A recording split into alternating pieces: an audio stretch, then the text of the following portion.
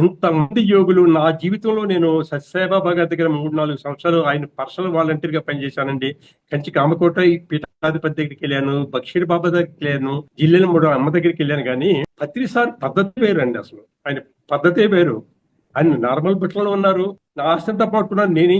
నన్ను ఏం చేయమంటారంటే వెంటనే నా వెంక చూసి, నీ ఆస్తి నువ్వు పట్టుకుంటే నేనెందుకు చేయాలి నీకు అన్నారు. అంటే కాదండి, మీరు ఏదో ధ్యానం గురించి చెప్తారంట. చెప్తాను, చెయ్యి ధ్యానం అంటే నేను అన్నాను, సార్ మీరు అట్లా అంటే ఎట్లా సార్, ధ్యానం చేస్తాను, నాకు కుదరట్లేదు. కుదురుతుందయ్యా, కూర్చోగా కుదురుతుంది. నువ్వు పుట్టగా నడిచావా, పాకావు, బుడ్డి అడుగులేసావు, కుదురుతుంది, చెయ్యి అన్నాడు. సార్ మళ్ళీ మనసు నిలవట్లేదు సార్. కానీ మనసు నిలవలేదు అంటే నిలవదు.